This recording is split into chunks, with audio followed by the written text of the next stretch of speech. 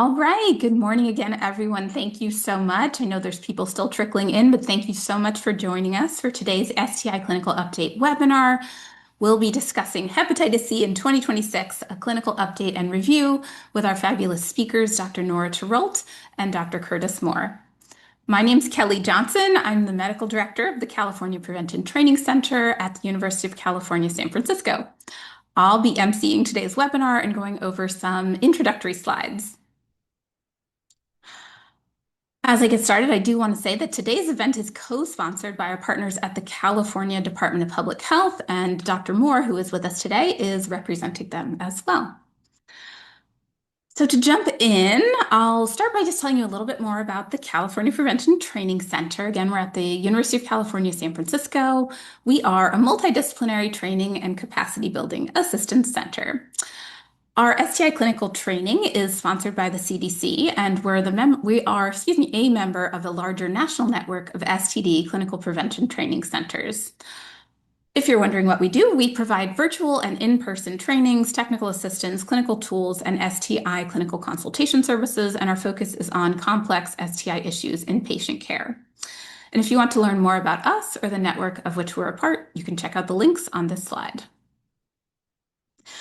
I do just want to mention one of the resources that we have. This is our STD Clinical Consultation Network. California Prevention Training Center runs this for our region. Now, this is an online clinical consultation tool where you can submit a complex STI patient care question, and one of our faculty, all of whom are subject matter experts, will respond to your request. We do this by phone or by email, whichever you prefer, and it's in 1 to 5 business days, again, whichever you prefer. On to today's event. Here's our financial disclosure. We have nothing to disclose. We also have added an accessibility disclaimer, just letting you know that these materials may not fully meet the accessibility requirements of the Americans with Disabilities Act. So if you need this content in an alternative format, please contact us at the email address you see on this slide. As to CMEs, this is our disclosure for that, stating that today's webinar is offered at 1.5 CME units at no cost. And we get a lot of questions about this, so I'm just going to take some time to go over it. So here's what you need to do to earn those 1.5 CME units. You do need to have registered on the NNPTC site for today's webinar by Friday, January 16th by 3 p.m. So registration is now closed. You also need to attend today's webinar live and in full. We record your attendance as you sign on to the webinar, and unfortunately, we cannot issue CME credit if you're only able to attend a portion of this webinar. You thirdly and lastly also need to complete a post-course survey evaluation by a deadline of January 27th. This post-course survey evaluation, as you can see in highlighted text there, it is sent out approximately 24 hours after today's webinar. You'll receive an email notification. It'll have a link to go take that survey. This email will come from training@nnptc.org, and it will come to the same email address you used to register for today's webinar. To make sure you get this email, please add that email address, training@nnptc.org, to your safe and trusted senders list, and check your inbox and spam and junk folders if you don't see it. Now, if you meet our CME requirements, you'll receive CME notification by February 20th. This will have a claim link and instructions as to how you get your certificate from our CME provider, which is the University of Nevada, Reno School of Medicine. The CME notification comes from our email address, a different one, captc@ucsf.edu, again, to that same email address that you used to register today. And please add us to your safe and trusted senders list as well to make sure you get your notification email. Finally, for post-course materials, in about 2 weeks after today's webinar, you will receive a post-course materials notification email, and this will have slide handouts, our CME overview reminder handouts, and any other available materials. You don't need to request these materials separately. They will just come to your inbox, and again, this will come from us, captc@ucsf.edu. Finally, a few notes about Zoom. I think we're all familiar with this by now, but just in case, few housekeeping notes. So the Q&A will be turned on for you as attendees to submit your questions, but the microphone, video, and chat will be turned off. To use the Q&A, you click on that little icon that you see in the center of your slide there, which will be in the bottom of your Zoom screen. Once you click on that icon, you can type in your question and you can hit send to send it. And if you want to send anonymously, that's totally fine. Just select anonymous. You can submit questions up until the last 2 minutes of the Q&A section. Also, during the webinar, I'll be reviewing the Q&A and I may answer your questions there directly, or they may be saved and answered live by our panelists during the official Q&A session after today's talk. Now, if you have any questions about today's webinar, please reach out to our program manager, Elizabeth Olson, her email on the slide here. Happily, without further ado, after covering those logistics, I will now have the pleasure of introducing our speakers. So we have two. The first is Dr. Nora Terrault. She's a transplant hepatologist. She's a professor of medicine and chief of gastrointestinal and liver diseases at the Keck School of Medicine at the University of Southern California in Los Angeles. She focuses her clinical and research activities on viral hepatitis and fatty liver disease. She has lots and lots of NIH studies and trials. I'll let you read about them on the slide, but I'll say that she's offered over 400 peer-reviewed manuscripts, editorials, and invited reviews, as well as the U.S. National Guidelines for Treatment of Chronic Hep B and Hep C and Reproductive Health. She also served as a past president of the AASLD, so it's truly an honor. She's a definite expert in this area, and we're excited to have her. Her co-presenter is my friend and colleague, Dr. Curtis Moore, who's a family medicine trained physician who graduated from Kaiser Permanente's HIV Fellowship in 2022. He has joined the California Department of Health. He's been here with CDPH since November of 2022. He works as a public health medical officer, and he's in the Office of STIs and Hepatitis C, formerly the STD Control Branch.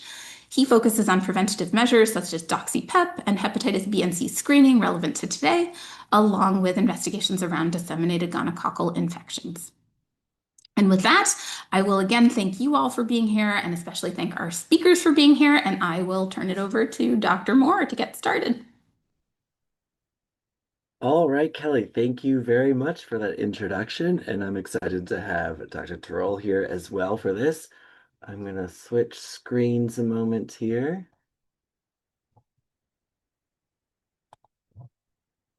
And let's see if that worked. No, we're seeing the wrong screen, I think. All right, are we all seeing the We're not slide seeing set? your slides right now. We're seeing Bluetooth and devices currently. Oh, so I clicked the wrong one. Let's try that again.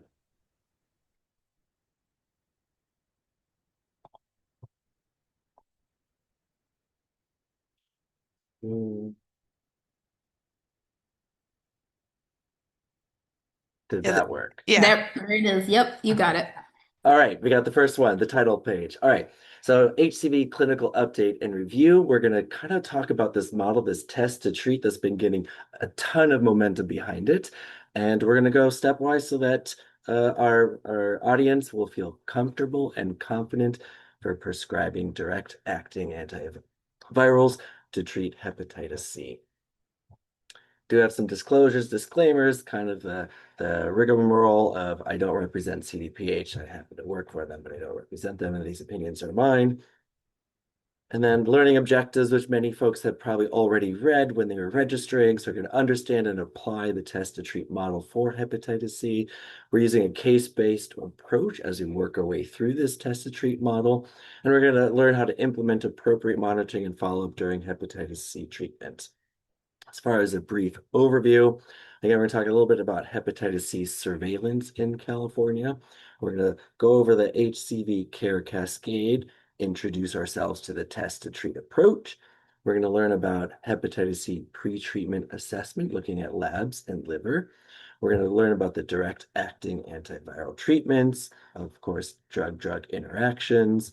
We're going to do some follow-up for hepatitis C once we are treating these folks, and then maybe dabble a little bit in treatment in pregnancy that is beginning to get a lot of news and publications out there. So briefly, some hepatitis C surveillance in California. The last surveillance was in 2020. That's available. A new report is in progress, and the current stuff I will share with you is not quite confirmed. It's all preliminary data, not for public distribution. And it is similar data to the CDC, so it does not measure the prevalence or incidence of hepatitis C infections in California. So we'll just kind of jump ahead. So in California, the number and rate of newly reported chronic hepatitis C cases has decreased. You can see in the gray slash mark bars there That's what the probable cases of hepatitis C, and then confirmed cases are in the blue there, starting at 2020 on the left and going to 2024.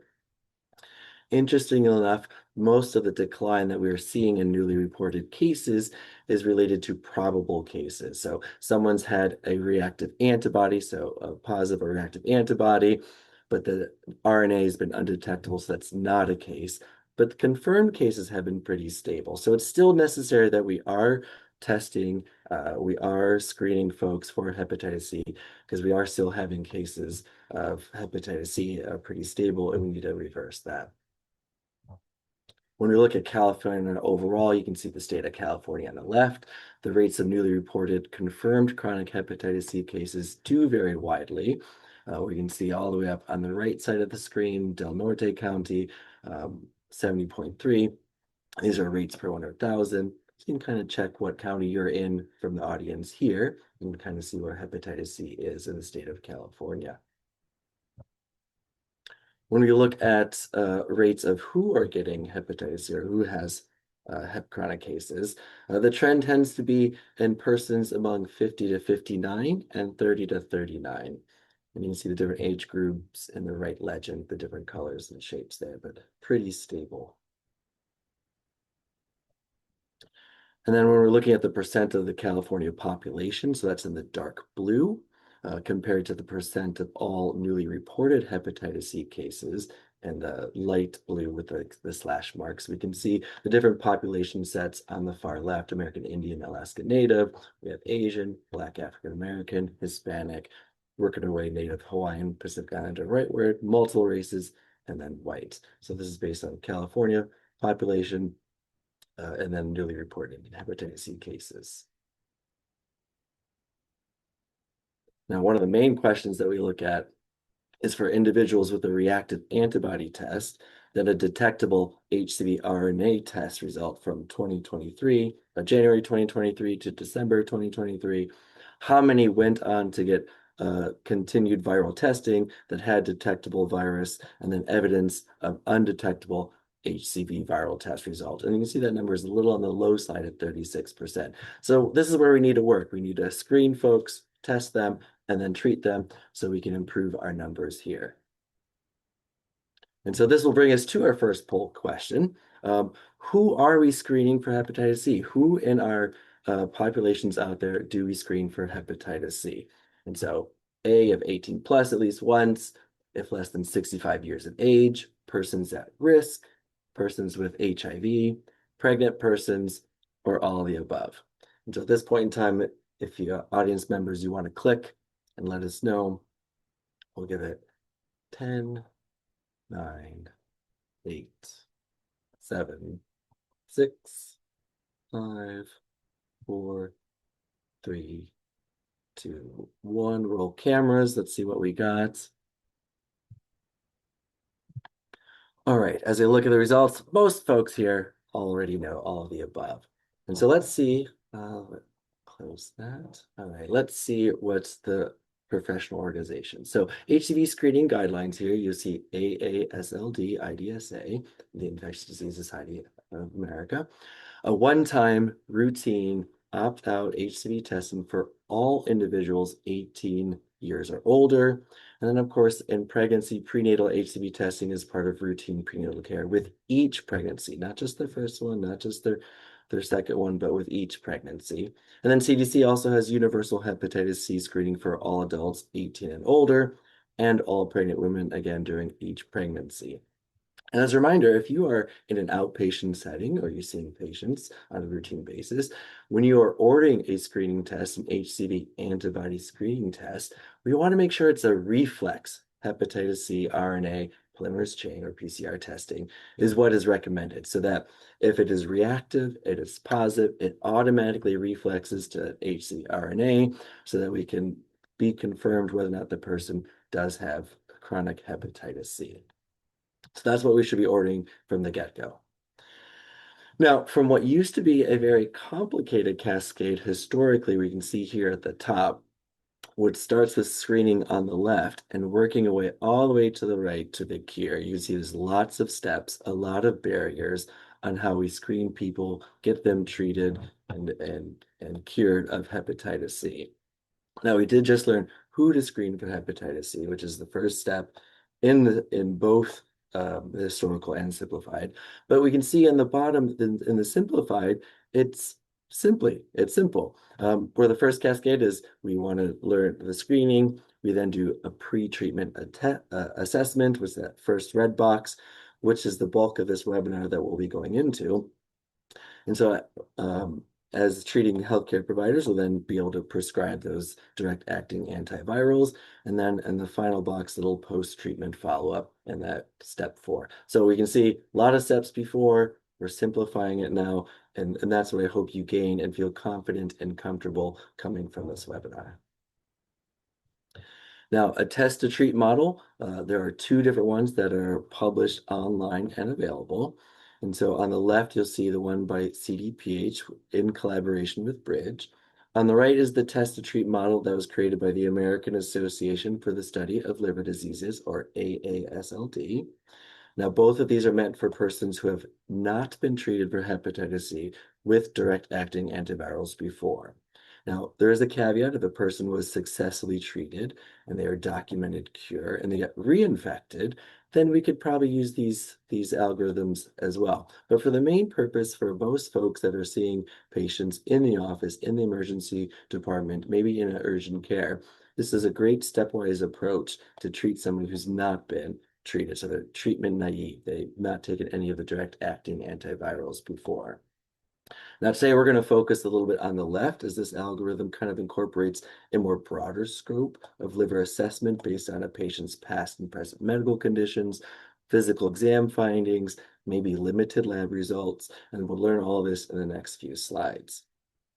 But what I'm going to do is I'm going to pass it off to Nora at this point, who's going to briefly review kind of the key aspects and the underlying concepts of a test to treat approach. All right, take it away, Nora. Great. Thanks, Curtis. And welcome, everyone. I'm really delighted to be here. It's great. I was thrilled to see people that are interested in really HCV management, because we understand that the more individuals you have comfortable with doing the diagnostics all the way through to prescribing, the more individuals who will successfully seek cure. So shown here is where we have evolved to. And I think Curtis showed you very nicely. This used to be a very complicated kind of process of getting someone from diagnosis to cure. But now we sort of see it as 3 steps. The first is the diagnostics. And I illustrated here is the fact that there is this Gene Expert, which is this new point of care test, which actually tests for HCV RNA, as opposed to doing the antibody test, although there are point of care tests for antibody as well. But many of you will be doing this through laboratories, in which case an antibody test reflexing to HCV RNA, as was just highlighted, is the goal. And the idea is you do 1 blood draw, you get the answer, is the patient viremic? And then individuals who are viremic, who have infection, we do some staging tests to really here establish, do they have cirrhosis, yes or no? And we've got simple tests to do that. And then we move on to prescribe. And so it's meant to be really something that could potentially be accomplished in 1 visit, theoretically, right? If you have that information, they're viremic, you should be able to see them. You make the assessment about what their stage is, cirrhosis, yes or no, and then are in a position to prescribe. And we're going to kind of walk you through these different steps. But that's really just highlighting how much we simplified the approach, and that this really is in the hands of frontline providers. In that what we're using to make these assessments are simple tools, don't need anything too fancy. And prescribing has also become simpler as we've had the availability of pangenotypic DAAs, meaning direct acting antivirals that can work regardless of the patient's genotype. Okay, and we'll talk a little bit about that as we go forward. All right, thank you. You know, I think you brought up a good point, a single visit, and I forgot to highlight on that, and that is a good point, a single visit. Great. So we're going to kind of go through the algorithm now and kind of highlighting with a case. And so to understand this test and treat approach, we'll start off with a case. We have a relatively young 38-year-old cisgendered female, gets a point of care HCV antibody test, and is told positive or in cases reactive. And if you recall from the surveillance, most cases in California are in that 30 to 39 years old. So we made our case a 38-year-old. But before we jump to everything else, we're going to go to our next poll question. All right. So what other tests would you want to order? So patient that got an HCV antibody test, told is positive or reactive. What is the next thing you want to get ordered? So we have first HCV RNA, CBC, CMP. Again, added on to that hepatitis B panel. The next possible answer, add on an HIV, add on liver tests, or are we getting very specific down at the bottom? HCV RNA platelets, creatinine, estimated glomerular filtration rate, AASLD, some hepatitis B, HIV, or we just do a pregnancy test and call it a day. We'll let all our participants add some stuff there.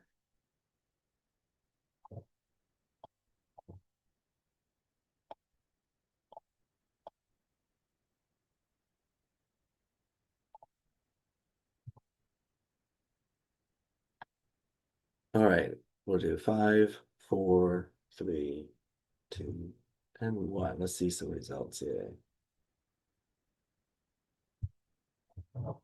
All right, so looking at these test results, hopefully folks can see it.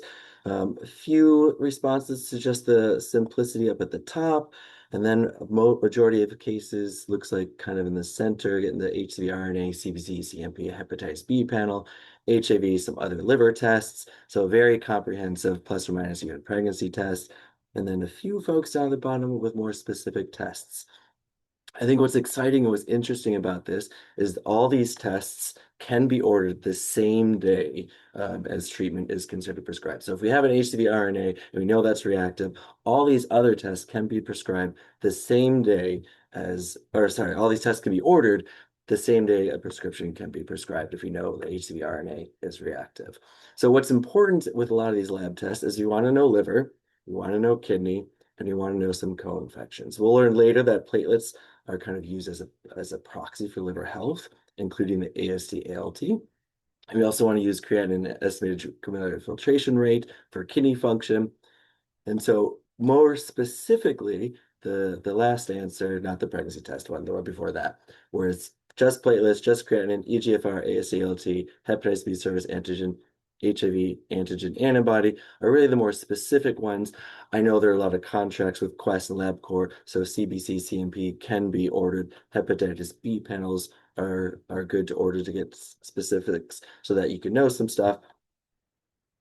And let me close the poll. There you go. Okay. I was blocking my view. All right, so we're going to jump a little bit more on these lab tests, and I'm going to hand it over to Nora here to let us know why is it important to get hepatitis B testing in the first place with someone who has hepatitis C.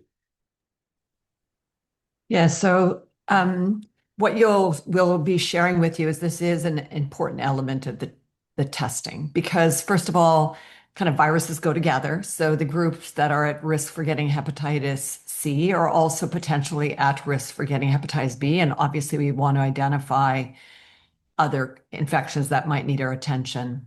The reason it became embedded in our algorithms for doing HCV treatment is that we recognize in individuals who have hepatitis B and hepatitis C co-infection, so have both viruses, that when you treat the hepatitis C, the HBV can reactivate. So it can change the natural history of the hepatitis B. So that's why it's important you know whether you have two viruses to deal with, because you then have to think about treating both. So the primary reason that it entered into the algorithms is because we realized that treating the hep C can influence hepatitis B if it's there. And the risk of reactivation is, as shown here, about 24%. So 1 in 4 will reactivate as you treat their hepatitis C. And we have very good treatments for hepatitis B as well. So in individuals in which you identify them as having hepatitis B, and that's defined by having the hepatitis B surface antigen, that would be an individual in which you would put them on HBV therapy concurrent with treating their HCV. So hence, that's the primary reason why we are very focused on being sure that we test for both. I would also emphasize that, of course, there's new guidelines out as well from the CDC that indicates that adults from the ages of 18 to 59 should be vaccinated. So this provides you yet another opportunity to identify someone who is not immune, who has not been exposed, and in whom vaccination should be considered. So we like that as well. So both identifying those that have chronic infection so that we can manage that chronic hepatitis B concurrent during their HCV treatment, and then obviously taking advantage of the opportunity to vaccinate those who lack immunity. So two things that we're trying to do here. Okay. Great, thanks, Dora. Now, what about the other co-infection, HIV? Why is it necessary that we need to do HIV testing? Well, here it's again, viruses travel together. I would say that, right? So again, it's mostly we don't want to miss an opportunity to identify someone who may have infection. Here, there's less concern that treating the HCV will influence in a sort of a way the HIV, but it's more that we don't want to miss the opportunity to treat HIV. And sometimes the HIV may be the virus that you want to prioritize, really, depending on where that individual is in terms of their HIV infection. So we want to make sure we find it. We don't want to miss that opportunity to diagnose.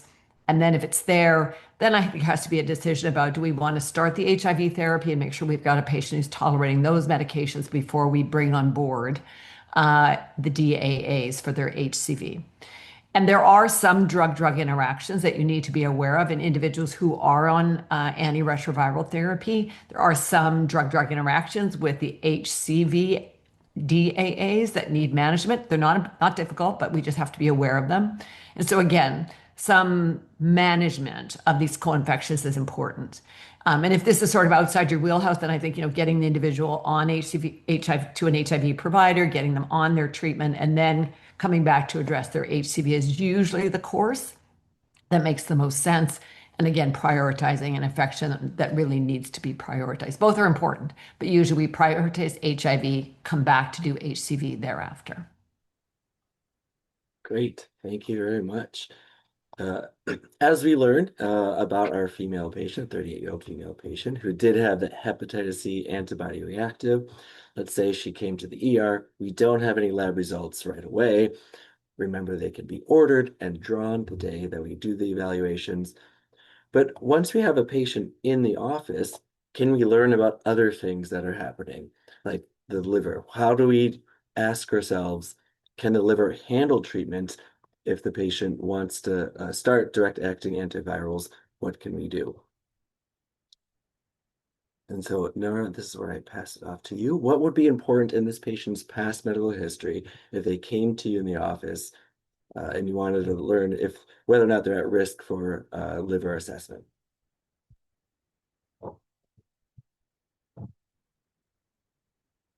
So I'm going to just highlight that the history is still very, very valuable. I think these days, sometimes we think that we can get everything from looking at labs and imaging. They're important, but here history can be very valuable.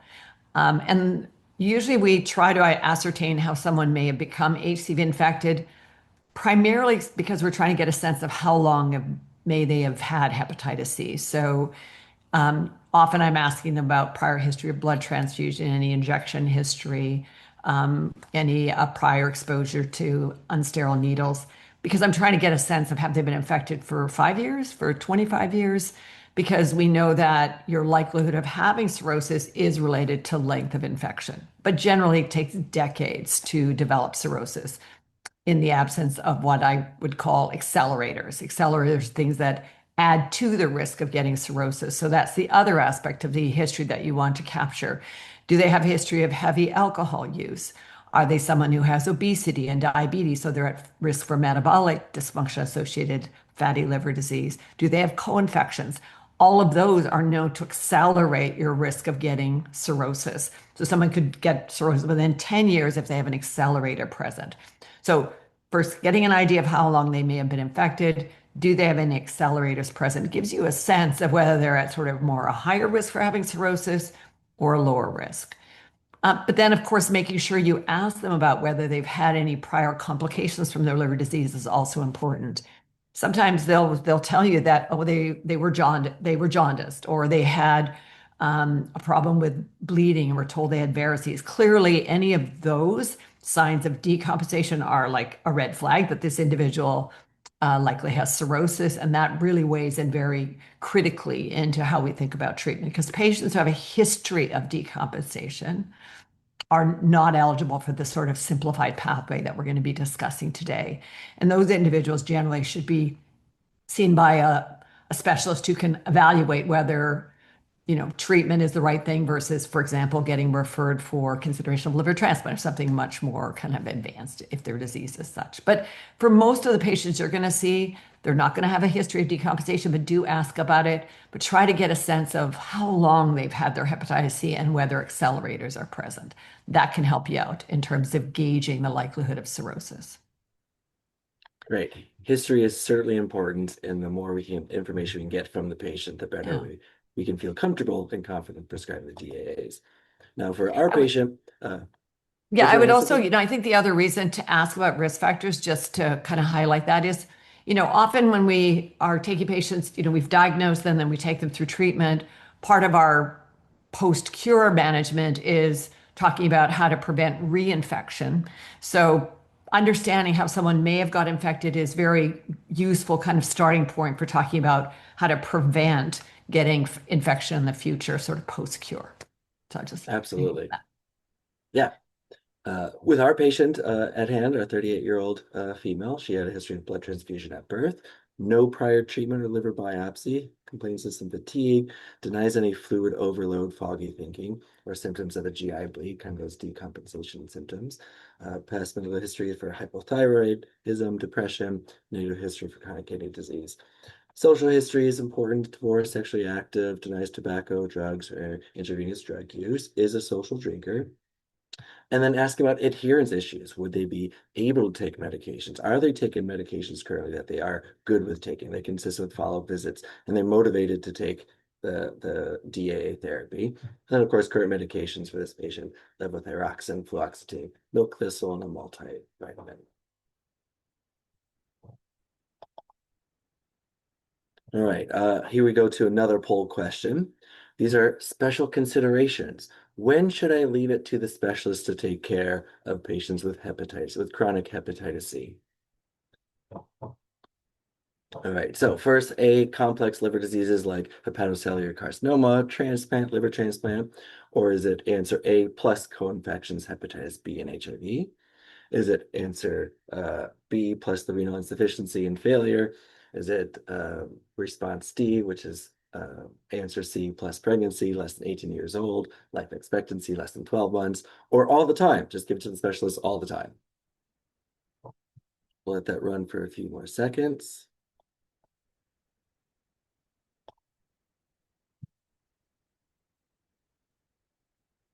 And in 5, 4, 3, 2, 1. Let's see what responses are. Oh, all the time. Oh no. Well, this is why we're doing this webinar, so that folks like you, healthcare providers in the trenches, in the primary places of outpatient care, emergency departments, urgent cares, can go through this algorithm and do it yourself. So complex liver diseases got a lot of responses. Most people did do all the time. And there was several mixed in for the other results there. We're hopeful at the end of the webinar that you're going to say that certainly most of you will, most of the time, you're going to be able to take care of these patients without having to refer. That's our goal here. Exactly. And that's why we have these special considerations in here. And maybe Nora, you can touch base on why are these special considerations best left to the specialists, where our maybe 38-year-old female patient with very little medical issues could be treated by primary care providers. Correct. So at least what we know about our patients so far, there's nothing that sort of has risen to the top as to why this, as a patient, this is a patient you can treat. So far, nothing what we're seeing in the history would suggest that she has any of the features that require a specialist. The require a specialist is clearly individuals who have decompensated disease.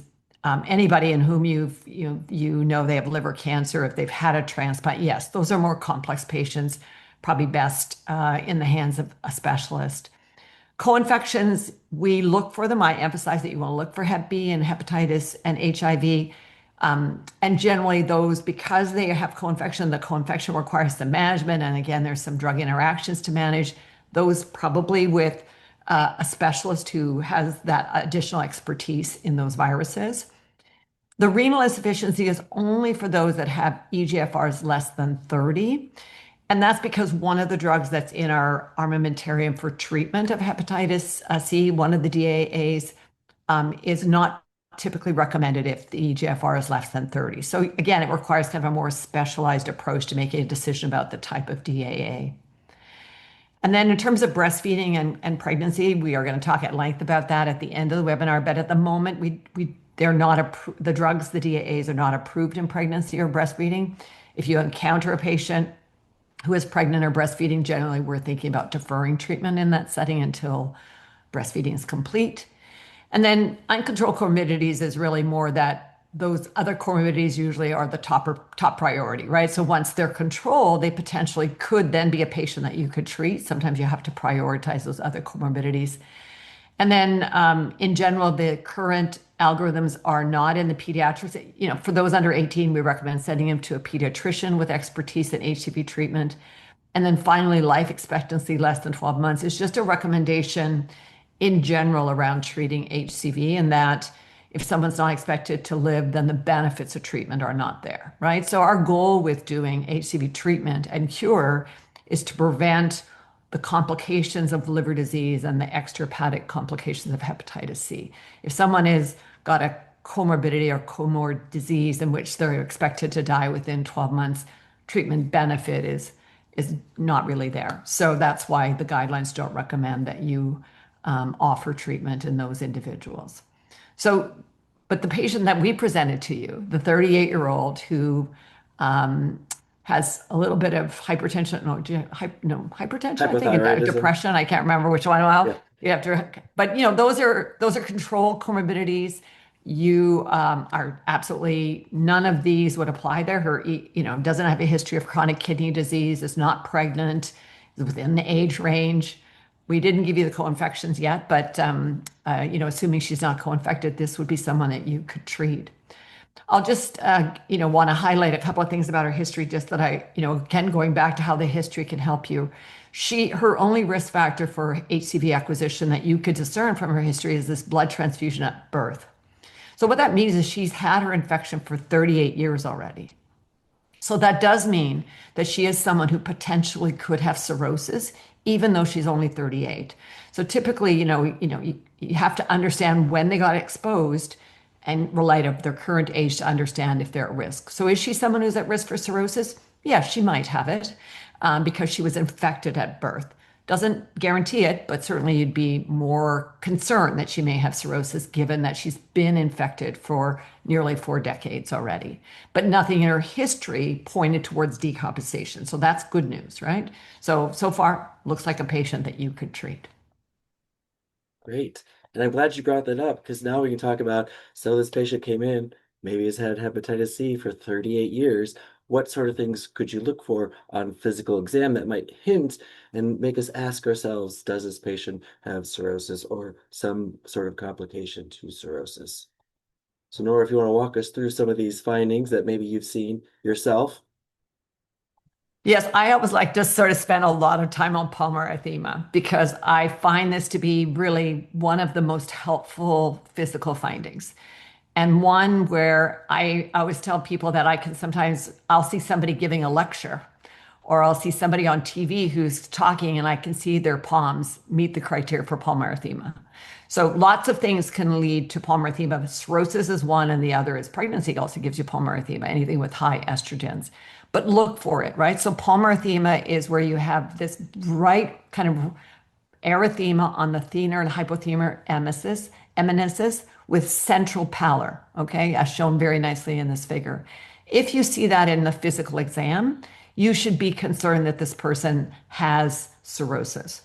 That's one of the key things. And spider angiomata are the others. You should look for them typically on non-sun exposed areas. We look on the chest, the back. I've seen them on the arms. I've even seen them on the legs, but typically they're on the chest and or back, sometimes on the face. Remember, if you sort of put your finger on the center of that spider angioma, it'll blanch and fill. So it's typical also. So if you see those findings, you should be at least in your mind thinking, I'm more suspicious this person has cirrhosis than if I didn't see those findings.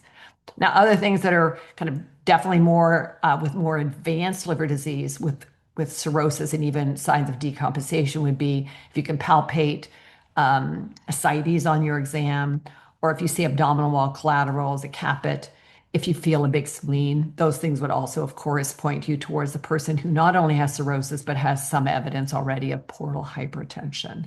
But the key ones I would say are the skin findings. Look for those.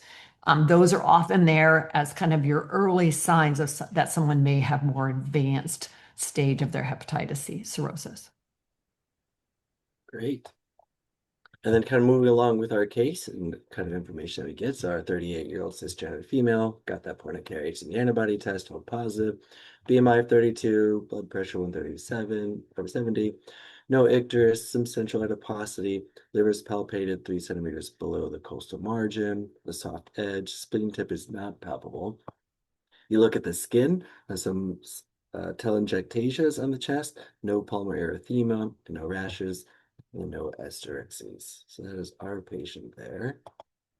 And so now kind of continuing on the theme of the liver and liver assessment, you have this patient maybe in your office or in the emergency department. And so we want to continue to ask ourselves, does our patient have cirrhosis or not? And there might be a few extra things that we could do in historical records that could help us. And so, and there we go. So checking medical records, we can see, has the patient ever had platelets less than 150K? If labs are back, since if you ordered labs on a patient or in your ER, did the platelets come back? Or historically have been back? Does the patient have any imaging or radiology, like a CT or an ultrasound? Maybe they had a liver biopsy before that was suggestive of cirrhosis. Things are in the historical records that might be available in the emergency department, or if you've been seeing this patient for a while too. And then, of course, stuff that Dr. Terrault mentioned earlier about any history of decompensated cirrhosis that they were admitted for or evaluated for because they were jaundiced, they had ascites, they had some GI bleeding, anything. So kind of overall summarizing our steps of this algorithm, we have like the ordering of the labs, we're taking a good medical history, we're reviewing medical records or any previous imaging studies, we're doing that physical exam. But let's say we are in the emergency department and we did get some test results back. What can we do to actually assess the liver in sort of calculations in more objective manner? And so here I'm going to hand it off to you, Nora, about liver staging and things that we can do if we do get some lab test results back. Yeah, so most patients, maybe not all, if you're doing street medicine, perhaps not as easy, but most of the time patients have a CBC and a CMP in their records. And actually those are all you need to be able to stage patients using simple blood tests. And we use two options, the FIB4 and the APRI. Okay, FIB4 is a score that's calculated using age, AST/ALT ratio, and platelet count. And you can use there's a calculator online that allows you to do that. You put in the numbers and it's going to spit out a number somewhere between sort of 1 up and higher. Anything over 3.25 is cirrhosis, really. It's a high likelihood of cirrhosis, so you should just assume the patient has cirrhosis. APRI is a test that doesn't use age, it just uses the AST/ALT ratio and platelets. So with those 3 labs. And here, if you have a value over 1.5, you should have concern for cirrhosis. Over 2, it's definite.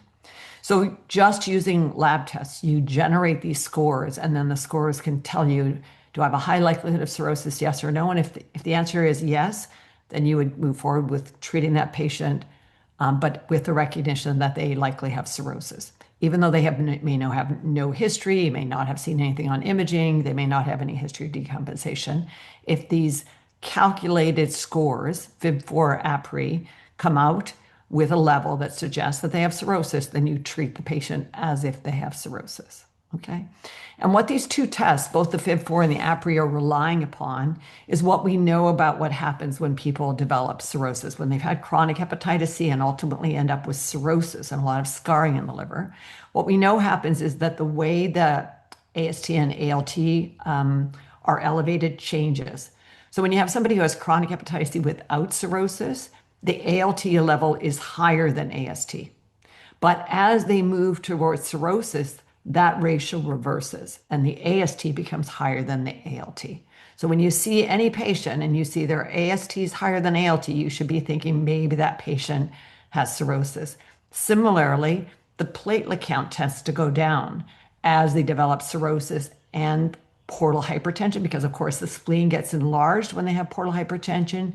It captures some of the spleens and they have less circulating, so their platelet count goes down, right? So those two scores, the FIB4 and the APRI, are really just relying on what we know about the evolution of chronic hepatitis B, and when you have cirrhosis, the typical kind of laboratory changes that occur. Okay, so that's how we arrived at those. So in this particular patient that we are presenting to you, her AST, ALT are 89-58. So right away you should think, that ratio is reversed. So perhaps this is a sign of cirrhosis. And then her platelet count is a little bit on the low side, right? It's not under 150, but it's on the low end, right? So you should have in your mind that perhaps she does have a more advanced stage of fibrosis. When you calculate the FIB4, it comes out at 2.78, so it doesn't meet that 3.25 threshold. APRI's at 1.4, again, doesn't meet it, but they're up there, is what I would say.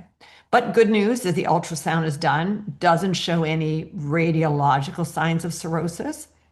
So no nodularity noted, spleen size is normal, so that looks good. But the one other test that we have here that you may have access to, and I'll just highlight it because increasingly it's becoming available in many of the radiology departments too, is measuring liver stiffness. In this case, it was done with a technology called FibroScan, but some of the routine ultrasounds now can also measure liver stiffness or elastography. And so you can envision that if you have somebody with a chronic liver disease, as they get more scarring in their liver, more fibrosis, their liver gets stiffer, right? And so what happens is this kilopascal value goes up.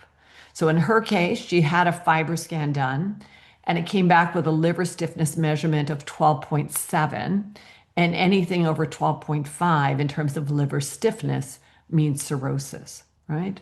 So now we have kind of the full picture here. You may not have elastography or the FibroScan available.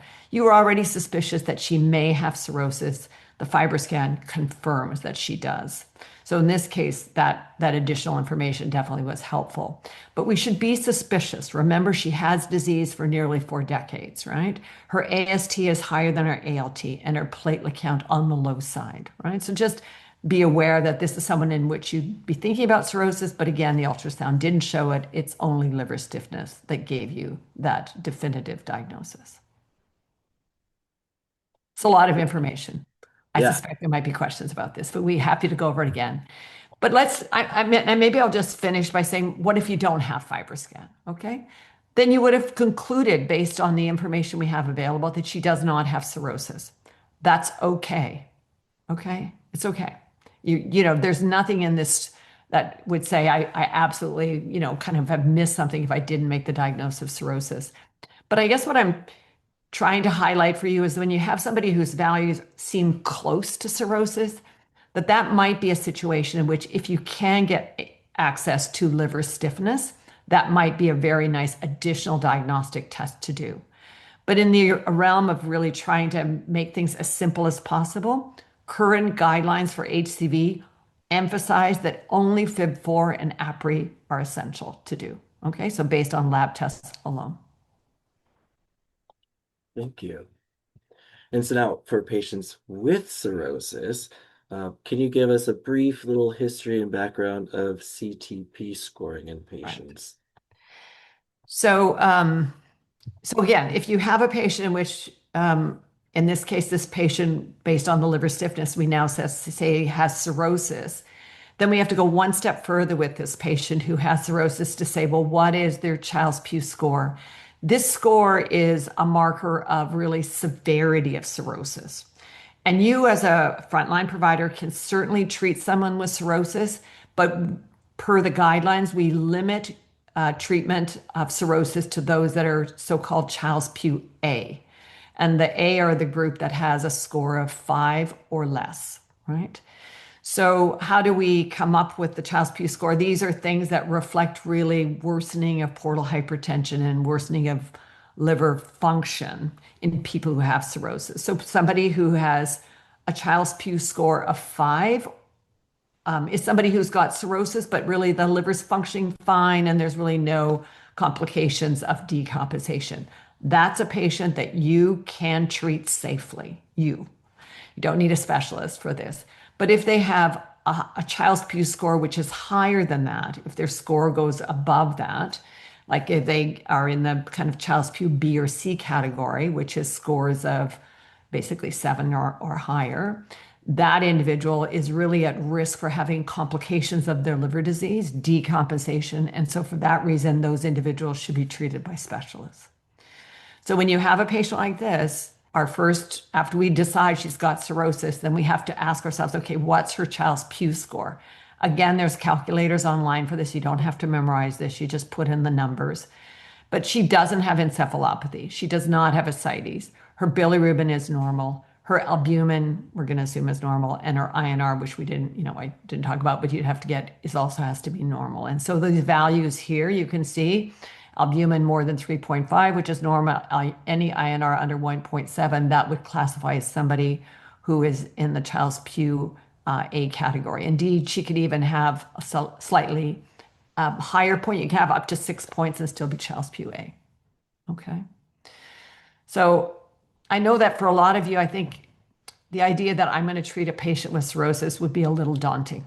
Okay. So I'm trying to demystify it a little bit. You can have a lot of people who have cirrhosis but are perfectly fine. Cirrhosis just means you have a lot of scarring in your liver, but your liver can otherwise be normal. You're doing all the things the liver is supposed to do. The function of the liver in terms of bilirubin, making proteins, making clotting factors are all normal. That patient with cirrhosis is someone that you could potentially treat. And so but you do have to calculate this score to be sure that they qualify for treatment and don't require special considerations because their disease is a little bit more advanced. Okay. Right. So you're sharing like the fine minutiae and the nuances. I of know. how they I'm going to look turn and you all say- into hepatologists by the time we finish the webinar. which is great. But kind of looking things at this a little bit is kind of what if we don't have labs, we don't Yeah, have all that imaging, and don't have sure. that stuff. And so I like this slide that you created, Nora, here, where if you look for no, on the far left side where the arrow's pointing to no cirrhosis, and that's where it kind of gives you this idea, like likely duration of infection, less than 10 years. Do they have accelerators present or not? No history of prior decompensating events, which we've gone over. That palmar erythema that you mentioned, Nora, when you look in the hands, and then other physical signs. And then if you have a historical platelet count, so that can kind of lend itself, no cirrhosis, we can go ahead and treat this person.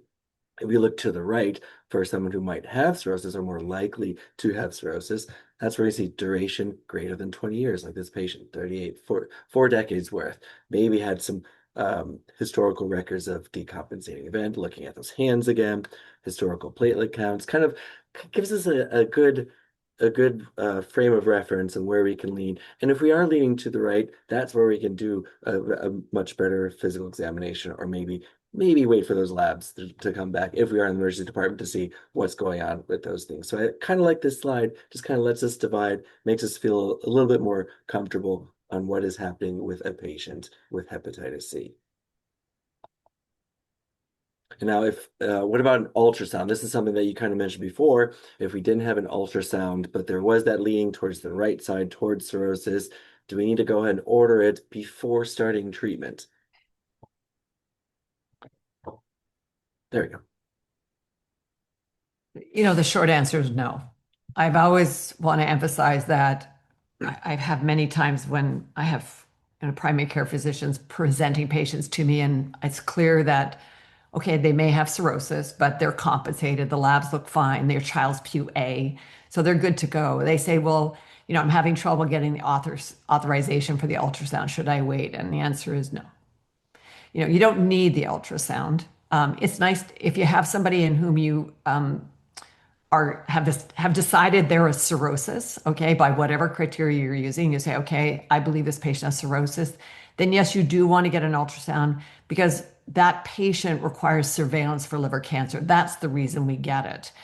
But you can do that even after they start treatment. If it's complicated to get access to the ultrasound. So yes, I like it before, but it's not something that should hold you back from treatment if getting access to ultrasound is challenging. But to just say the reason we get it is because if they have cirrhosis, they now are at risk for liver cancer as well. And so the reason we're doing the ultrasound is to look for that. Of course, we can also see if there's any other signs of cirrhosis, but really what we're doing it in somebody in whom we say, okay, I think they have cirrhosis. I'm treating them as if they do based on my non-invasive testing. Now I just want to get a ultrasound to be sure they don't have liver cancer. Because if they do have liver cancer, then that needs to be prioritized perhaps over their HCV treatment. Do you see what I'm saying? So that's the kind of rationale. But again, it shouldn't hold you back from proceeding with treatment, particularly in individuals where, getting access to the ultrasound might delay them starting treatment for months. I don't want that to be a barrier. Okay, so while ideal, not a requirement. That's great. That's great to hear that it won't stop prescribing stuff. All right, so we've determined our patient meets the most likely scenario in the emergency department or our patient setting, relatively young, mid-30s and 40s, without significant medical history, low risk for cirrhosis, but does take prescription medications and some over-the-counter medications. And as a frontline provider thinking, oh gosh, what do I do? I'm not too familiar with this DEAs. Well, thankfully, there's an easy way to figure this out. There's the website version, the Liverpool Hep Drug Interactions, or on the right at the bottom screen, you see the Liverpool Hep eye chart.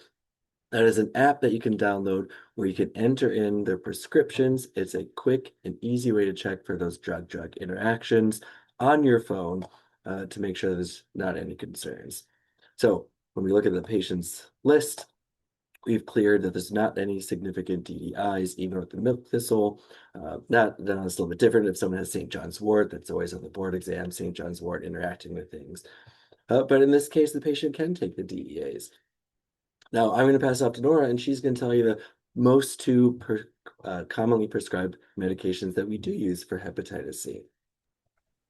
Yeah, just one small point about the use of herbs. So I usually discourage patients during the course of their DAA therapy from taking any herbals, even though I think milk thistle is pretty safe here. And of course, St. John wort is the one everyone knows. But I always emphasize to patients that when we did the original studies with these drugs, we didn't allow patients to take herbal supplements as we don't really know how they might affect kind of these drugs.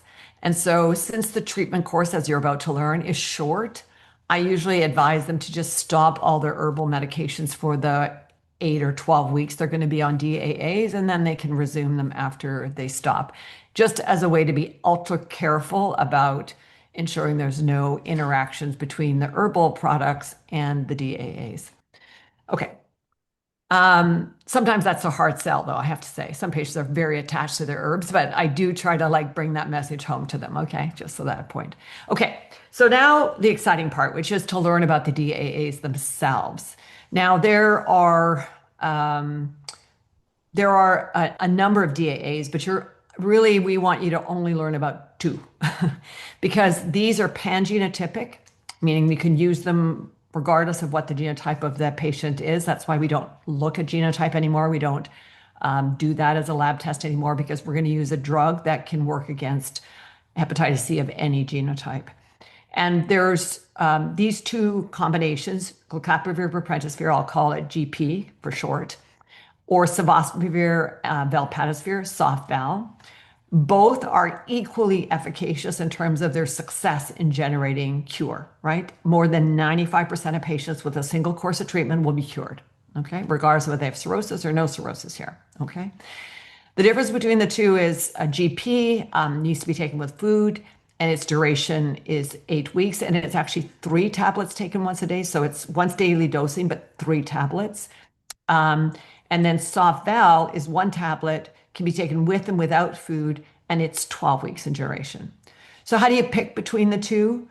Well, part of it is the drug-drug interactions. The GP is a drug that has a drug class called NS5A as well as a protease inhibitor. So 2 drug classes there that are different from soft-val. Soft-val has an NS5A and NS5B. I know those are just words, but the idea is that they're different drug classes. So they do have different drug-drug interactions. So sometimes if you got a patient on a pretty long list of medications, What you're going to do is go to that tracker that Curtis just showed you about. You're going to put in their medication. You're going to put in both these drug options, right? You're going to say, I'm going to either use GP or soft val. And then it's going to tell you where the drug-drug interactions are. And that'll help you pick between the two drugs. You can pick the one that has the least of the drug-drug interactions, okay? So drug interactions can influence your decision about GP versus soft val. That's one thing. Patient preference around pill count can be another. For some people who have a lot of pills or don't manage big pills very well, maybe you want to avoid GP because it's 3 pills instead of 1. And then duration. So, 8 weeks versus 12. If you have a patient where you're worried about like their ability to get through, 12 weeks, you're worried about perhaps, their ability to kind of stick with the program for 12 weeks. Sometimes 8 is attractive for that reason. I would say that a lot of patients find it very attractive to take 8 versus 12 weeks. So those are the things you'll have discussions with them about. And then ultimately, of course, insurance does play a role in some cases. So it's less so now than it used to be, but still worth knowing kind of what the insurance preference is. Again, they're both excellent options, right? They're going to get you what you want, which is cure of the hepatitis C. So that's the 2 drugs you need to get familiar with. Those are the ones that we recommend for treatment-naive patients with and without cirrhosis. And the choice really either is excellent. Okay, so use those things I spoke about, drug interactions, patient preference, insurance to help guide you. And then while you're on the treatment, there's pretty minimal monitoring needed. If you don't have cirrhosis, you don't need to do any monitoring on treatment. You just get them on treatment. You want to check in with them usually, after a few weeks, make sure they're tolerating the medication okay. And then they finish the treatment, and then we'll talk about assessing for cure. If the patient has cirrhosis, we do a little bit more on treatment monitoring and cirrhosis, but really the majority of your patients you're going to see don't have cirrhosis. You're going to treat, you start the treatment, you don't need to do monitoring on the treatment other than to really ensure adherence. Okay. Great. And that is phenomenal. And it's also very exciting that there's just those 2 drugs to kind of Yeah. think about. And then plugging it in for the drug-drug interactions just really simplifies things and makes us all kind of these super experts in hepatitis C. This is a repeat of what we had before, so I'm going to skip along that. So in summary, we've talked about the patient, their medical history. We've confirmed no drug-drug interactions. We might have a plan in place if they have a hepatitis B or HIV. So if those test results come back after prescribing those direct-acting antibodies, what we could do for their plan in place to follow up the patient. And when you are prescribing the DAAs, the consideration is something to prescribe the full course of the DAAs, that whole 8 weeks. If you give someone 30 days, then they come back, they don't refill and whatnot. And so for folks that are on Medicare, it is now allowed to prescribe the full course. Now, when someone takes medications, we always want to know about adherence, which we talked to this patient before, and we hope that they're good with taking their medications. But what is a question if a patient is missing doses? I mean, Nora, can you talk to us what happened or what you think you would do or what would be the next step? Well, this was a very common challenge, actually. And so I was very happy a few years ago when the AASLD came out with really, kind of a data-driven approach to how do you deal with interruptions. You have patients who go away for the weekend, they forget to take their pills, or they go on vacation, they forget to take their pills. So, all these kind of things happen, as it were. So now they have a very nice algorithm here to help you kind of work through it. And in broad strokes, the things that influence what you do are, when does the interruption occur? Does it occur early in the treatment course, usually the first 4 weeks, or is it happening later? And then, of course, how long do they miss it for? Is it a short period, in this case, like less than 7 days, or is it longer than that? And that's what this nice diagram sort of outlines for you. So if you have a patient, for example, who, if we look on the far left, who had a dose interruption, say, of a weekend in that first 28 days of treatment within the first 4 weeks, what is recommended? It just says restart your DAA therapy immediately and just complete the course. You don't have to do anything different. See, as one example. And let's go to the far right, for example, and pick somebody who is now, beyond 28 days. So they're on into their 2nd or 3rd month of treatment. So what happens if they miss 2 weeks of treatment, say mixed 14 consecutive days of treatment? What do you do there? You say you just restart them, tell them restart, but then you got to get more testing done, right? So you would restart and then ask them to go to the lab to get an HCV RNA test done. If their HCV RNA test, their virus test comes back undetectable, then the plan is just complete the course as was planned. And in certain scenarios, if they have you won't know if they have genotype 3, but you will know if they have cirrhosis. If they have cirrhosis, you extend it an additional 4 weeks. Okay. If their virus comes back positive at that point, then what they say is you should stop treatment, and then you got to consider them as a treatment failure, and you have to come up with a new treatment plan. So there's a lot of detail here, but I just want you to know this is a really good resource, okay? You don't have to memorize it. This isn't something to memorize, but more to know that if you have a patient whose treatment is interrupted, just go to the guideline here and it'll tell you what you should do. But I can always stress though is the first thing you tell the patient is just restart. Like the minute they call you and say, oh, I forgot to take my pills, what should I do? You say, oh, start them. And then you sort of figure out what to do next, okay? You can always, you may end up stopping them ultimately, but starting them right away as soon as you learn they've had an interruption is the most important thing to do because very often you're going to continue the course anyway. Okay. Great. So kind of what we've been learning is our adults or patients that are coming through with chronic hepatitis C of any genotypes and who have not had any prior hepatitis C treatment, including those without cirrhosis and those with cirrhosis, we can follow the simplified treatment program or this algorithm that we've kind of gone through, making sure there's no special considerations.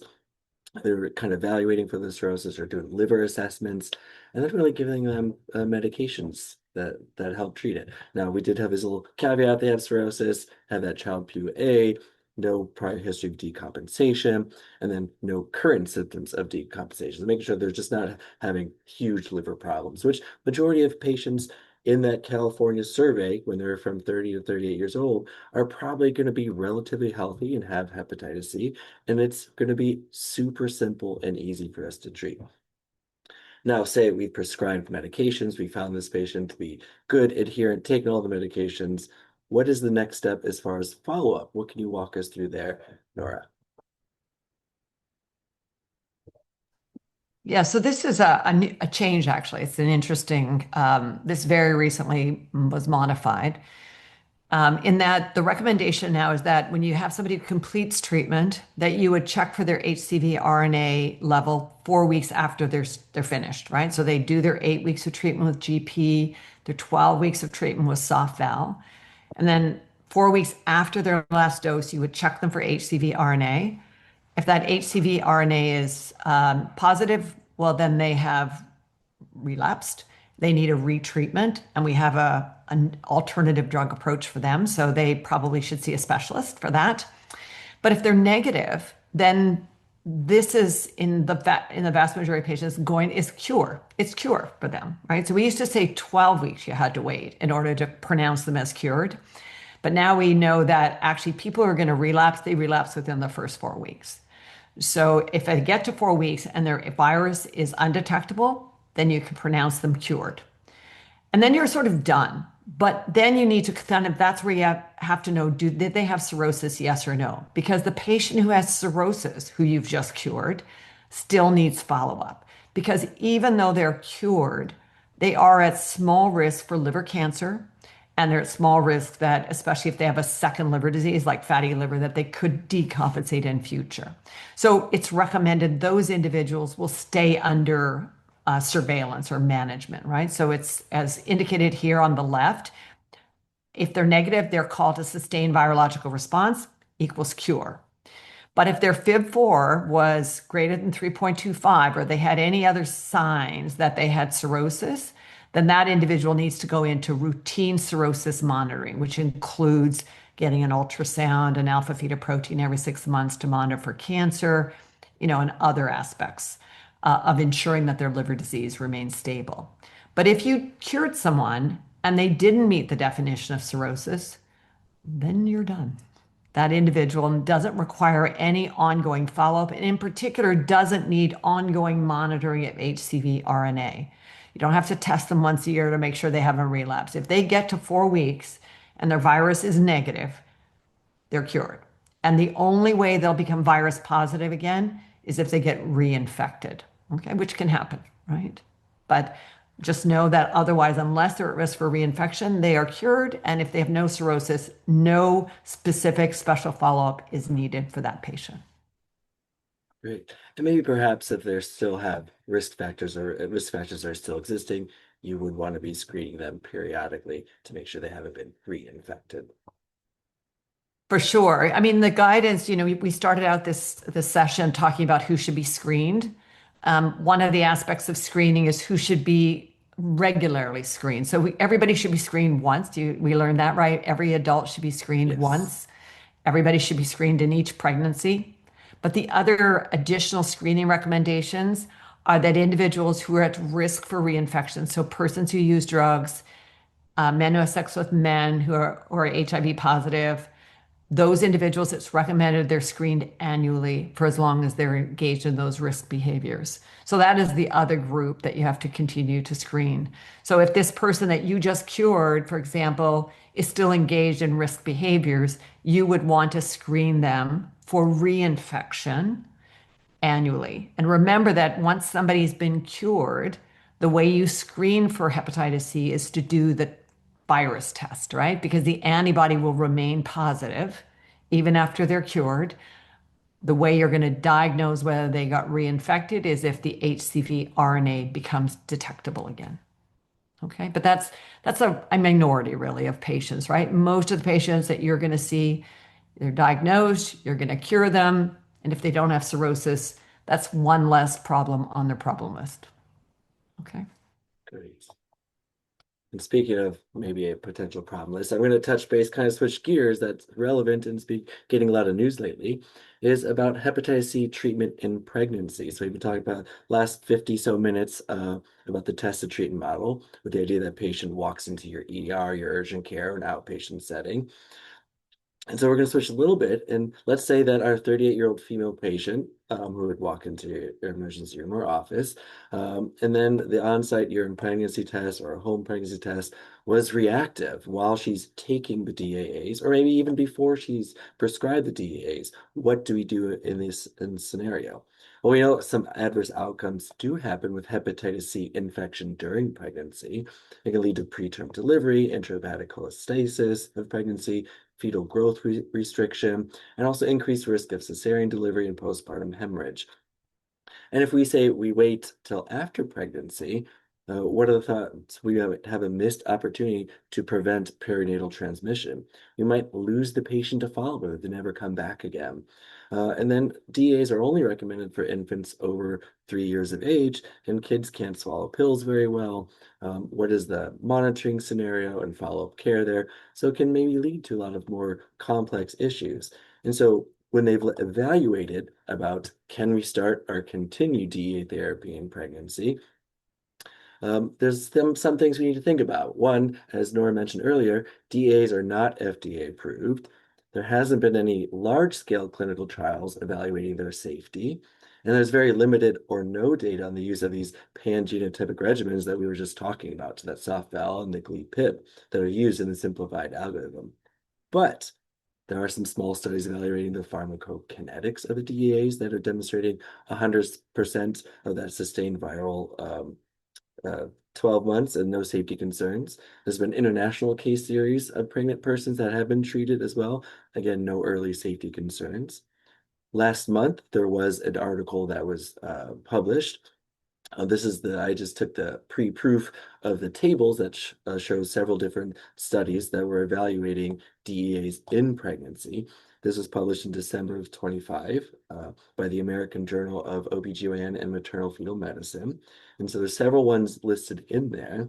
The one I do want to highlight on the next slide is the STORK study, and this is on the safety, tolerability, and outcomes of soft-val in treatment of chronic hepatitis C during pregnancy. And on the right side are the conclusions that this is from interim study analysis. There's 46 participants that had completed the trial. They looked at the efficacy of soft-val for hepatitis C cure that is maintained in pregnancy. There's no safety concerns. The preterm birth rate was no higher. There were some more GI effects like nausea, vomiting, and GERD that were reported. There was interesting reduction of the cholestasis, which might be a potential benefit, and there was no prenatal HCV transmissions. And so kind of they concluded in the interim study that with complete results of the STORC trial, the STORC would support HCV guidelines change recommending Sofel for the treatment of HCV in pregnancy. So now we kind of ask ourselves, so can we start DEAs in pregnancy? And so this begs kind of what happens. And the AASLD kind of has a little statement here that treatment can be considered during pregnancy on an individual basis after a patient-physician discussion about the potential risks and benefits. Now, with all of that being said and shared, I am curious, Nora, what are your thoughts with all this stuff evolving in your circles of hepatologists with hepatitis C treatment in pregnancy? Yeah, I think most people are still waiting on more data, to be honest. But I think you have to look at the individual situation. If you have a patient who, for example, may only have access to DAAs or care during pregnancy, which is some situations, then this might be a very good opportunity to consider treatment. I think, using these drugs late in pregnancy, last trimester, is probably safe based on the data we have and the emerging data from other places. I would avoid using them in the first trimester, of course, but that's sort of fetogenesis is happening then. But I think third trimester could be a consideration, but you need to discuss with patients the limited safety data we have. But then there are some potential benefits. So I have to say that I think it is a provider-patient discussion, full disclosure of kind of risks and benefits.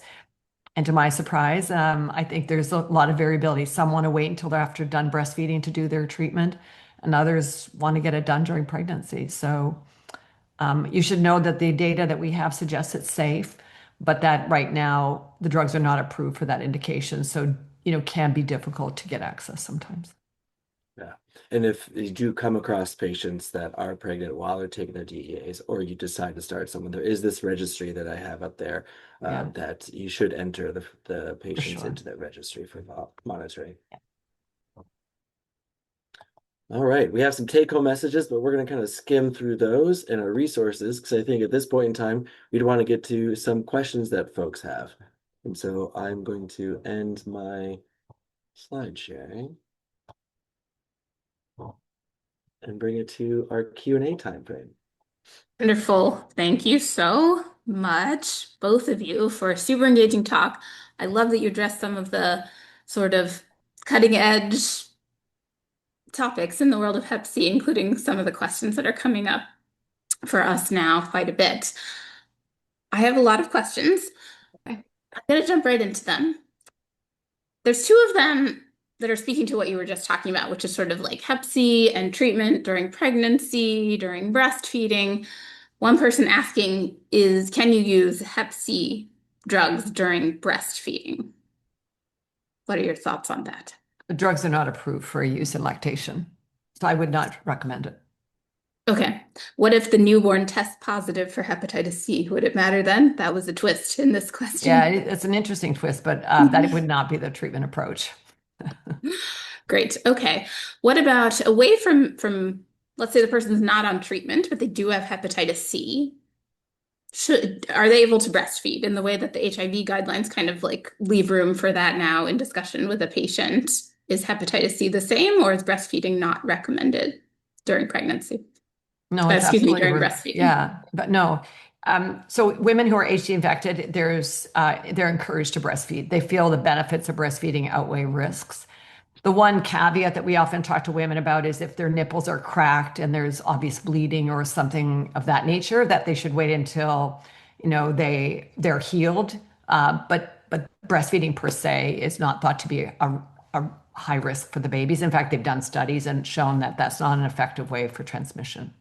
So benefits are high, risks very low.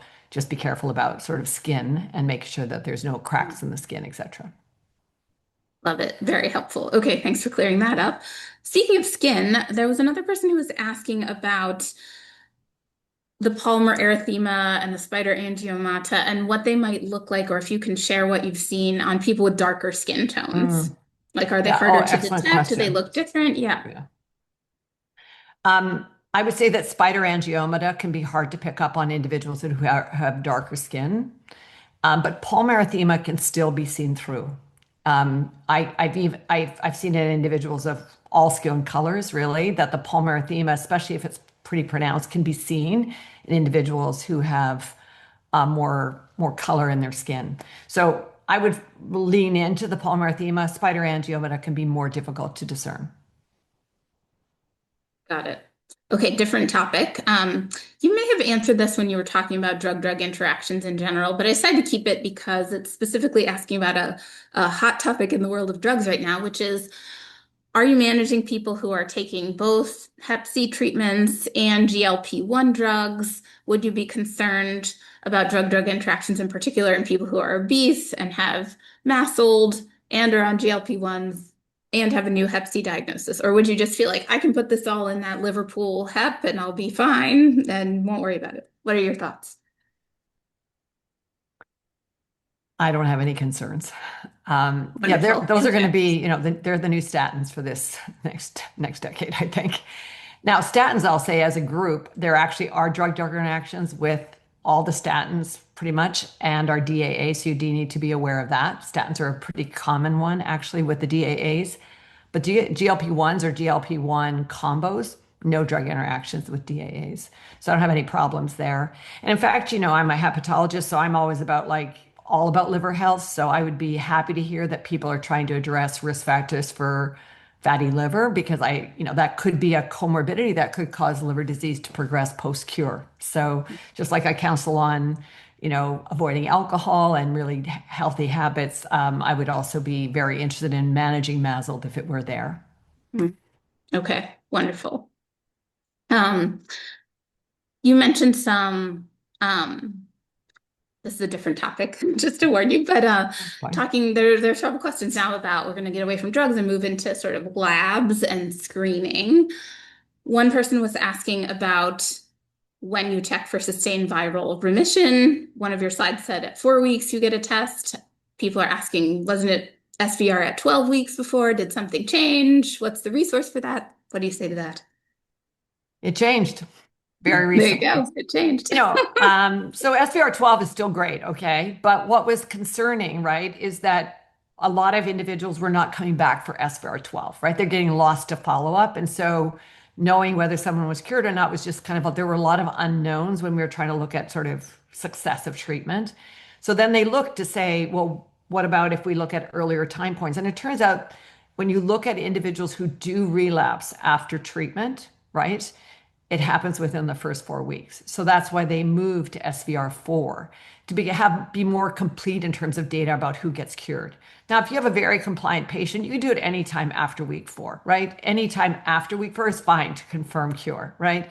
But if you want somebody that you're worried they may not come back, if you're doing, a situation where follow-up is more challenging, then getting SVR4 will allow more completeness in terms of getting cure data. That's why we Great. switched. Okay. Yeah, that's a helpful switch. And I have to say, I was just on a grand rounds recently where we were still talking about SVR 12, so this is good for me to Yeah. know too. Okay, more lab questions. There are several. Okay. Monitoring during treatment. Do you not monitor Hep C at all? I think you showed a slide that said providers may choose to monitor things, seemingly leaving the door open to not check any labs. What's your practice around labs during Well, treatment? I don't do any HCV RNA testing during treatment unless there's a problem with adherence. We went through that adherence chart, that if they interrupt your treatment, you may have to test then. But otherwise, I'm definitely not doing any HCV RNA testing during treatment. I'm just starting and then I'm doing my SVR 4 or 12, right? Mhm. And then if they have cirrhosis, then I'm not doing any monitoring during treatment. There's a few caveats, and maybe I'll mention them now. One is there's very interesting data that people who are diabetics, we know that hepatitis C can influence insulin resistance. And so there's some interesting data that as you cure people, that they become more insulin sensitive and their blood sugars can drop. So if you have someone who is on treatment for diabetes, you need to counsel them about just monitoring their blood sugars because you may need to do adjustment. In the Hmm. same way, people are on Coumadin, they sometimes get improvement in liver function such that their Coumadin needs to be adjusted. But those are the only two situations where I'm doing some kind of special monitoring during treatment. Otherwise, for people without cirrhosis, no labs needed during treatment. Just do the treatment, get SVR4. Now, patients with cirrhosis, it is recommended that you monitor their liver function at least once during treatment. So I usually get a CMP and an INR during treatment just to make sure I'm not seeing them change or deteriorate during treatment. But that's it. Great. Okay. That certainly does seem easier. Okay. So Yeah, minimal we're labs. really trying to simplify, right? Because all of that additional testing is just more demand on the patient and the provider, right? To kind of align with that. And in the end, we've moved towards this simplification, which is why a lot of that testing that was there is now not recommended. Totally. And just to speak to this, I know you had a poll question about it, but I think there were some questions about what was the answer to the poll question. So Yeah. just to state explicitly, can you clarify, either one of you, which tests do you need to get at the start of treatment, knowing that the RNA is the only one you need to come back before you start treatment? But what else do you have to get? Curtis, do you want to take this one? CMP was in one answer choice, but then like creatinine and AST, ALT were in another answer choice. Like, what's the minimum baseline? Well, I would say though, but CMP gives you a creatinine, AST, and ALT, right? So right, that's why I do you see need CMP, the whole thing, right? or do you just need the yeah. So I mean, I think the choices, there was one which was very specific, and then there was another one just said CBC, CMP that kind of gave you the same thing. Right. Yeah. Right. So I say CBC, CMP because what I'm looking for, right? I want a platelet count, I want an AST and ALT, and I want a creatinine, right? Those are the essentials really that I need before I can, as I'm going on treatment, do they have cirrhosis, yes or no? And then of course the creatinine issue we talked about, if they have an eGFR less than 30, that's not a simple patient anymore. Yeah. But a lot of those you have historical data, so you're not going to actually even really need them, right? At some level, if they had them done 2 months ago, that's good, right? You don't need to do them again at the start of treatment, right? You just need your RNA. You go, I have my FIB4 and my APRI that says the patient doesn't have cirrhosis, the renal function's fine. I'm treating, right? The key thing is the viruses, right? The B and the HIV. We do recommend those get done, right? But we say you can draw them concurrently if you absolutely have to, right? And start treatment. I think, Curtis, I'd love your opinion on this, about HIV. HBV, that's okay because let's say you start them on treatment and then, a week later, the labs come back and they have Hep B. It's not too late to start them on HBV treatment, so we can still manage the B easily. I guess the question is HIV, right? So that can be a little trickier. So I think often people kind of want HIV concurrent with the diagnosis of HCV so they know up front whether that's a co-infection they have to manage. Yeah. If it's someone who's already HIV positive and they're undetectable, well controlled and stuff, then you're looking for the drug-drug interactions and stuff. Yeah. If someone's newly diagnosed and they're not coming with opportunistic infections and like severely ill AIDS, then I think it is reasonable that you could get the HIV test, follow up, like start DEAs, follow up on the HIV. So someone who has a CD4 count that's well above 200, an operating immune system, where you're not having concerns of other things that become problematic. And so I think that's something like have a plan in place where, hey, you've gotten the CBC, CMP because they walked into your emergency department, you have a positive HCV RNA, but they didn't do hepatitis B panel or the viruses HIV. You could order them, still prescribe them the DAs, but have a follow-up plan for that hepatitis B and HIV from there. Got I it. saw in Okay. the chat So that somebody asked about HBV testing. I just want to clarify this I because was this is just like going to ask about this. Yeah. So, although I talked a lot about surface antigen, I want to make it clear that the appropriate HBV testing is the triplet. Okay. That's a new recommendation from CDC and from AASLD. And that if you're going to screen anybody for hepatitis B, use the triplet, surface antigen, anti-HB core total, and anti-HBs, right? So I focus a lot on surface antigen because that's the test that tells you they have chronic hep B, but you should get the triplet. That's the recommendation. Okay, and just in case people don't have access to the chat, just to say the question explicitly, this was a question about should we just be getting Hep B surface antigen or should we be getting all three of the Hep B tests, the surface antigen, the core antibody, and the surface antibody? And the answer is all three of these should be in your hepatitis C screening, and Curtis holding up a 3. We all agree. Great. Okay, now another lab question. This is sort of the theme. To be honest with you, I had to kind of Google this while you all were talking. So somebody was asking if guidelines incorporate using, apparently there's a lab panel called the Fibro test or something similar, um, in addition to FIB4 and FibroScan to consider cirrhosis. So it's basically like a lab panel of like GGT, AST. All right. I think maybe, yeah, there were some others in there but there's it's not in two. this. Yeah, There you go. they're Okay, tell me commercially about them. available, right? So there's two Yeah. commercially available tests if you want to send it to the lab. One's called Fibro Test, the other one's FibroSure. They're very similar. They include platelet, AST, and ALT in them as well, but also other tests that kind of highlight kind of making fibrous tissue versus breaking it down. They're fine. They have different thresholds, so just know the thresholds.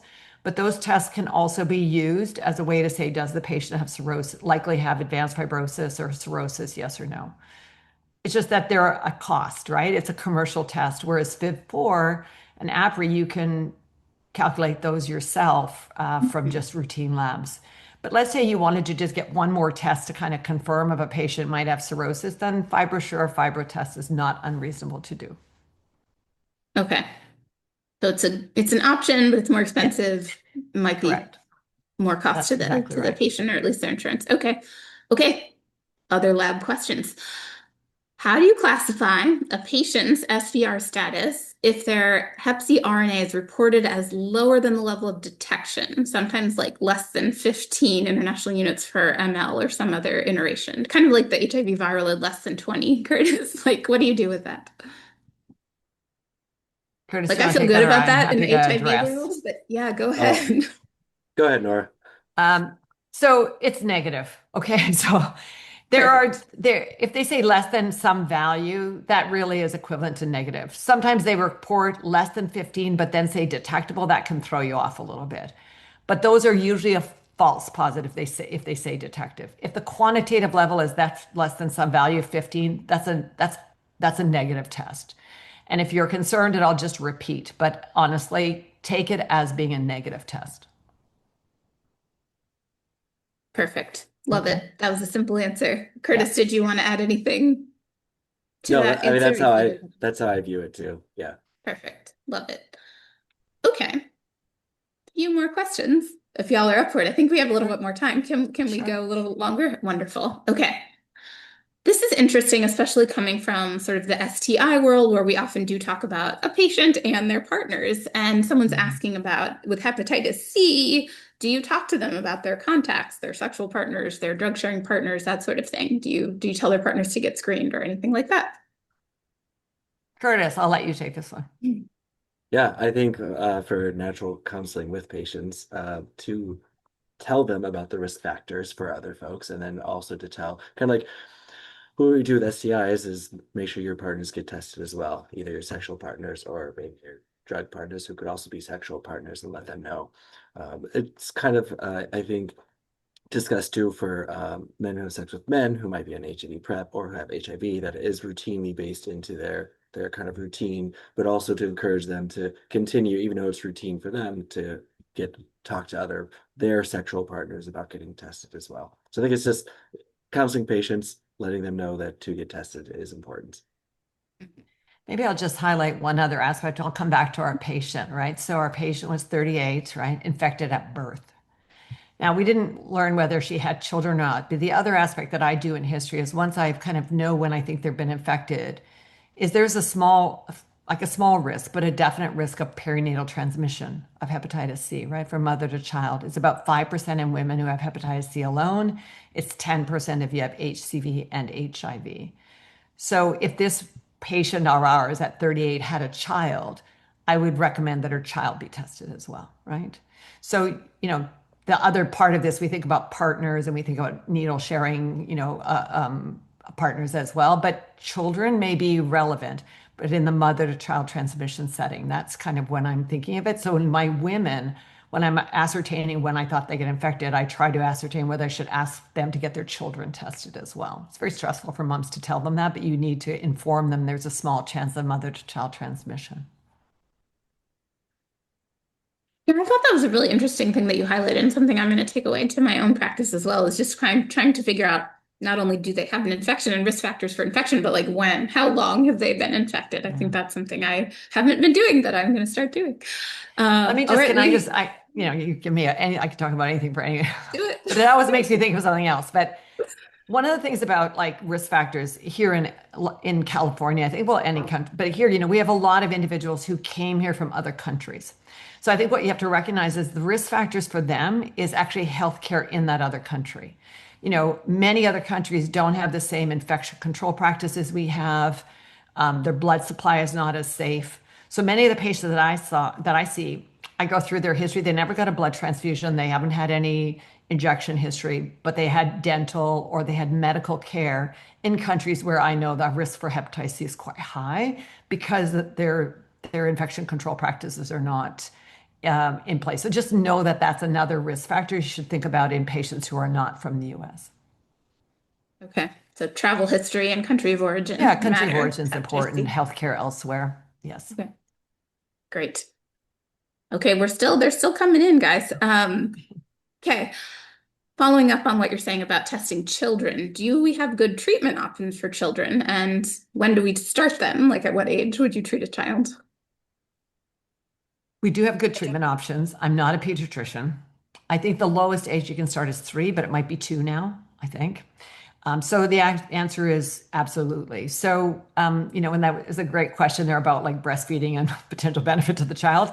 But the recommendation just to know that if you have a woman who's HCV positive and viremic who gives birth and is not on a DAA, their children are recommended to be tested. The CDC just changed their recommendations about that this year as well. They say you can test the babies within the first, like at 6 months using HCV RNA or using antibody at 18 months. Right? So you should document whether the baby's infected. And the idea with that is that then, at an early age, they could be offered treatment because we do have treatments available starting at age 2 to 3.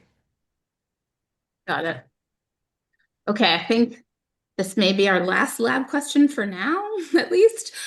This person is sharing that they had a patient who encountered a PCR RNA that was detected.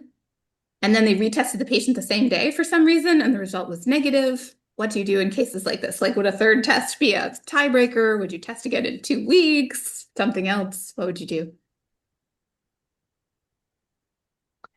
Well, usually when virus is present in individuals with chronic infection or acute infection, it's not just hovering around the detectable range. It's quantifiable, right? The most people who are infected have somewhere around 5 to 6 log of HCV RNA, in the hundreds of thousands, right? So it's not hanging out at the detection rate level, right? So usually if you have somebody and they're not quantifiable, but they're getting this kind of detection thing going on, it's a problem with the lab, right? The only exception might be somebody who you're testing for SVR4, right? Where maybe that person is just about to relapse, in which case you're getting this low level detection, in which case then I'd wait and retest, like 4 weeks later, right? But most of the time, just know that when you have hepatitis C, you have a lot of it. It's not right at the detection level. So when you see labs where it's coming back at the detection level, you should be suspicious that it's a false positive with the lab. And what do? Yes, you could retest it. And usually I send them to a different lab.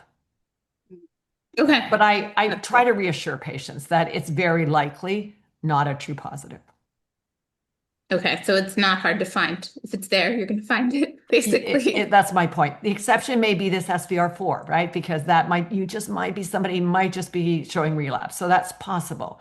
In that scenario, I'd be a little bit more thoughtful and get a repeat test, but probably give some interval time before retesting. Great. Okay, now a treatment question. Can patients with uncompensated, decompensated cirrhosis and or low platelets be treated with Sofvel for 12 weeks? I know we talked about that as an option in sort of like the simplified treatment regimen, which may not apply to somebody with decompensated cirrhosis. Is it still a treatment option in this scenario, perhaps with specialty involvement, if you recommend? With compensated or decompensated? The question's about uncompensated. Uncompensated. So I'm thinking decompensated. I guess that is. Yeah, exactly. Yeah. It's a new term. Yes. So the answer is with a specialist at your hand, you can do it. So, Mhm.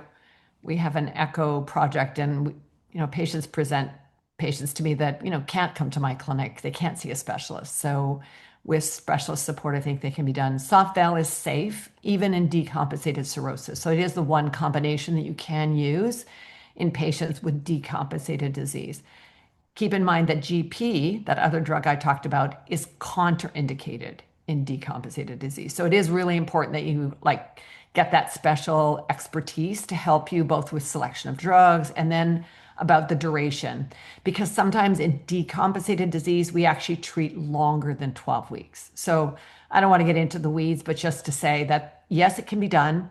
I would get in contact with your friendly hepatologist to just get some, pointers, but then you can do it, I think, with support. Soft valve would be the drug, and the question would be the duration. Perfect. Thank you for clarifying that.